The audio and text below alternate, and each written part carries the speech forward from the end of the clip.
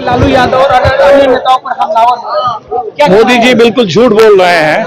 इस देश में कुछ मुस्लिम जातियों को आरक्षण में जो हक मिला है वो मुस्लिम होने के नाते नहीं, वो धर्म के आधार पर नहीं, वो ओबीसी होने के चलते, उनके पेशे के आधार पर, उनकी सामाजिक आर्थिक पिछड़ापन के आधार पर है।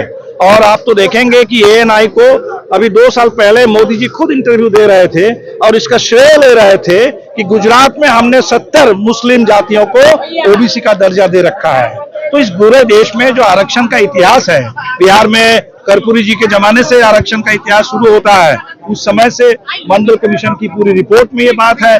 इसलिए आरक्षण में धर्म को घुसाना और आरक्षण के डिबेट में भी हिंदू मुस्लिम कर देना, ये तो मोदी जी इस समय बिल्कुल एक खुराफत कर रहे हैं। मैं कह रहा हूं कि बहुत अन्याय कर रहे हैं। बल्कि बात आज दूसरी है। बात है कि बिहार में जिस तरह से जो जाति गणना हुई और जाति आधारित जनगणना के बाद जो आरक्षण का विस्तार दिया गया, आज सवाल तो ये है कि पूरे देश के पैमाने पर ऐसा होना चाहिए, पूरे देश के आधार पर कास्ट सेंसस हो और आरक्षण का विस्तार हो। उससे भागने के लिए आरक्षण के विस्तार का जो मांग है, जो कास्ट सेंसस की मांग है, उससे भागने के लिए मोदी जी आरक्षण में भी हिंदू मुस्लिम कर रहे हैं। सर, मुसलमानों को आरक्षण मिलना चाहिए, लालू यादव की मांग नहीं तो बिल्कुल हम कहेंगे मुसलमानों को जो आरक्षण मिलता है वो मुसलमान होने के नाते नहीं, हम बात इतनी है कि ओबीसी के नाते मिलता है। और ये देखना जरूर चाहिए कि मुसलमान होने के चलते उनको आरक्षण का जो हक है उससे वंचित ना किया जाए। ओबीसी को, तमाम ओबीसी जहां भी जितनी जातियां हैं, और ये सिर्फ बिहार की बात नहीं है, देश के कम से कम 1 दर्जन राज्य में ये बहुत वर्षों से ये आरक्षण मिल रहा है। और इसीलिए इस आरक्षण को लेके ये मोदी जी एक फिजूल की बहस करके आरक्षण के मामले को वो इस पर पानी फेरना चाहते हैं और आरक्षण के आंदोलन को कमजोर करना चाहते हैं। मोदी जी की साजिश को हम लोग कतई सफल नहीं होने देंगे। काराकाट में भाजपा हमारे प्रत्याशी है जो इंडिया गठबंधन से है, दूसरे उपेंद्र कुशवाहा एनडीए से है और तीसरी एक प्रत्याशी पवन सिंह भोजपुरी गायक जो है वो है।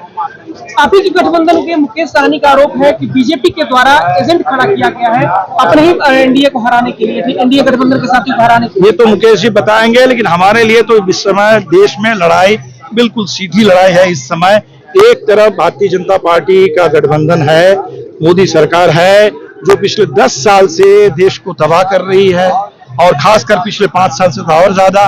और पूरे देश ये समझ रहा है कि अगर तीसरी बार मौका मिल जाएगा तो इस देश में संविधान का सौ भी नहीं बचेगा, लोकतंत्र का लॉ भी नहीं बचेगा, लोगों के पास कोई अधिकार नहीं रहेगा। और इसके खिलाफ बिल्कुल सीधी लड़ाई है, संविधान की रक्षा के लिए, लोकतंत्र की रक्षा के लिए।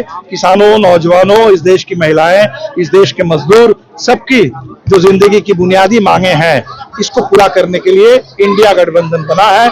और इसीलिए लड़ाई बहुत सीधी है और सीधी लड़ाई में बिल्कुल इस देश में इस बार जो एनडीए की सरकार है वो सरकार जा रही है। 3 चरण के संकेत बहुत साफ है और अगले 4 चरण में हमारा ये काम है, जो बढ़त इंडिया को मिल चुकी है, इस बढ़त को अब हमें एक निर्णायक बहुमत में तब्दील करना है और इंडिया की सरकार बने। और जो भी हमने वादा किया है, एमएसपी का वादा है, इस देश के तमाम गरीब परिवार में महिलाओं को 1 लाख रुपए सालाना देने का वादा है, 30 लाख जो सरकारी रिक्त पद है केंद्र सरकार के उसको भरने का वादा है, इस देश में 1 करोड़ कम से कम स्थायी रोजगार सृजन करने का वादा है। उस पर हमें काम करना है, इंडिया गठबंधन की सरकार बनाना है, इसी के खिलाफ लड़ना है। तो ये तो हमें लगता है कि निश्चित तौर पर एक आंशिक जीत है। ये पहली बात, उनको जो गिरफ्तार किया गया एक साजिश के तहत, बिल्कुल ये तो साफ था कि चुनाव के बीच में इन्होंने सोचा था कि हेमंत सोरेन को गिरफ्तार कर लेंगे, अरविंद केजरीवाल को गिरफ्तार कर लेंगे, तो इस पूरा नीतीश जी को तोड़ करके अपने साथ कर लेंगे। तो इन्होंने ऐसा तरीका लिया, कुछ मुख्यमंत्रियों को जेल में डाला और लोग कह रहे हैं कि नीतीश जी को इन्होंने किडनैप करके अपने साथ कर लिया है। तो ये जो तरीका इन्होंने लिया देश में सरकारों को गिराने और अपना पूरा कुंबा भारी करने के लिए, तो दिल्ली ने तो इसको खारिज कर दिया। तो वैसे में हम देख रहे हैं कि अरविंद केजरीवाल को जो भी अंतरिम जमानत मिली है चुनाव में ही कैंपेन करने के लिए, मुझे लगता है कि देर से ही सही लेकिन सुप्रीम कोर्ट ने एक अच्छा फैसला सुनाया और ये लोकतंत्र को मजबूत करेगा इस देश के अंदर। नहीं, हम तो बाकी कोई भी उम्मीदवार आ सकते हैं, हम उस पर कोई बात नहीं करेंगे। हमारे लिए लड़ाई बहुत सीधी लड़ाई है। ये चुनाव संविधान को बचाने के लिए, लोकतंत्र को बचाने के लिए, मोदी सरकार को सत्ता से बेदखल करने के लिए, इंडिया की सरकार बनाने के लिए चुनाव है।